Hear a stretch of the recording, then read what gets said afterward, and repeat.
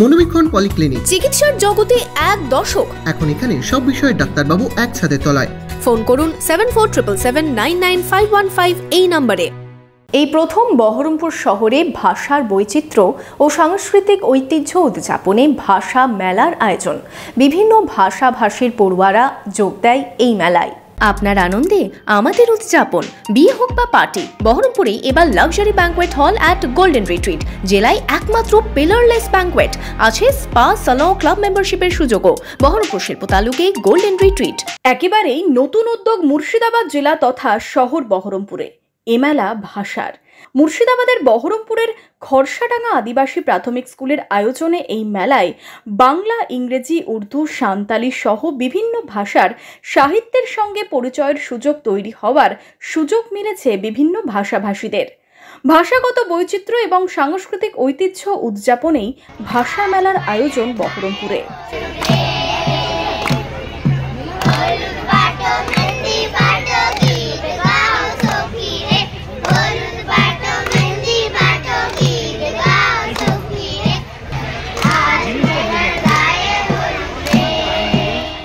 বাংলা, ইংরেজি, হিন্দি, উর্দু থেকে সাঁওতালি সমস্ত ভাষার বৈচিত্র্য এই মেলার মাধ্যমে তুলে ধরা হয়। শনিবার বহরমপুর রবীন্দ্র সদন প্রাঙ্গণে আয়োজিত এই মেলায় মুর্শিদাবাদ জেলার বিভিন্ন প্রান্তের 34টি স্কুলের প্রাথমিক পড়ুয়া, শিক্ষক শিক্ষিকারা অংশগ্রহণ করেন। উপস্থিত ছিলেন শিক্ষাবিদ, ভাষাবিদ, শিক্ষক শিক্ষিকা এবং বিশিষ্টজনেরা। মেলায় অংশ নেয় দৃষ্টিহীন, মূক ও বধির পড়ুয়ারাও। ছাত্রছাত্রীরা মডেল প্রদর্শনী ও নানান কার্যকলাপ উপস্থাপনার মাধ্যমে ভাষার বৈচিত্র্য ও সাংস্কৃতিক ঐতিহ্যকে তুলে ধরেন। ভাষা মেলার মাধ্যমেই উঠে আসে নতুন জাতীয় শিক্ষানীতি 2020। খাদ্য মেলা হয়, বস্ত্র মেলা হয়, বিজ্ঞান মেলা হয় শিক্ষণীয়, কিন্তু আমাদের ভাষাকে নিয়ে কখনো মেলা হয়। বিভিন্ন ভাষাভাষীর মানুষের সঙ্গে আমরা ওঠা বসা করি, কথাবার্তা বলি।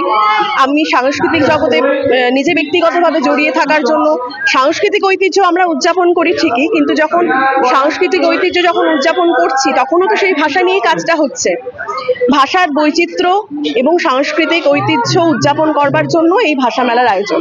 এদিন মেলার উদ্বোধনে উপস্থিত ছিলেন পশ্চিমবঙ্গ প্রাথমিক শিক্ষা বোর্ড থেকে মুর্শিদাবাদ জেলা প্রাথমিক শিক্ষা সংসদের কর্তা ব্যক্তিরা। পড়ুয়া শিক্ষক শিক্ষিকাদের সাথে হাজির ছিলেন অভিভাবকরাও। প্রচলিত ভাষার পাশাপাশি অপ্রচলিত ভাষা রক্ষাও এই ভাষা মেলার লক্ষ্য।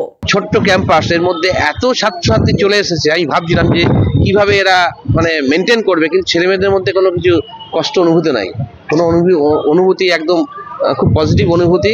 স্যার, আমাদের কোনো প্রবলেম হচ্ছে না, আমরা খুব এনজয় করছি, খুব ভালো লাগছে। এই ধরনের মেলা শুধুমাত্র একবার করলে হবে না, বারবার হওয়া দরকার। ভাষা হচ্ছে একটা কমিউনিকেশন, অর্থাৎ মনের ভাব যতক্ষণ পর্যন্ত প্রকাশ করতে না পারা যাবে তখন আমি অন্য কাউকে কিছু দিতে পারবো না, অন্য কারো কাছ থেকে কিছু নিতে পারবো না। তাই ভাষা অনেক রকম হতে পারে, চোখের ভাষা হতে পারে, শারীরিক ভাষা হতে পারে, মনের ভাষা হতে পারে, আঞ্চলিক ভাষা হতে পারে।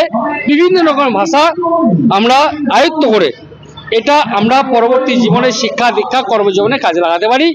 এবং আমরা কর্মজীবনে বিভিন্ন দিক দিয়ে যে এক রাজ্য থেকে আরেক রাজ্য, এক দেশ থেকে আরেক দেশ, সব কিছুর যে কমিউনিকেশন, যে কালচার, সমস্ত কালচার জানতে গেলে ভাষাটা অবশ্যই প্রয়োজনীয়তা আছে। ভাষা মেলাকে ঘিরে উৎসবের ছবি মেলা প্রাঙ্গণে। ভাষা চর্চা থেকে নিজের অঞ্চলের ভাষাকে অন্য অঞ্চলের মানুষের কাছে মেলে ধরা, অন্য অঞ্চলের ভাষা জানার আগ্রহ। ছাত্র জীবন থেকেই এই চর্চা শুরু হোক পড়ুয়াদের মধ্যে, সেই অঙ্গীকারে অঙ্গীকারবদ্ধ বিভিন্ন স্কুল।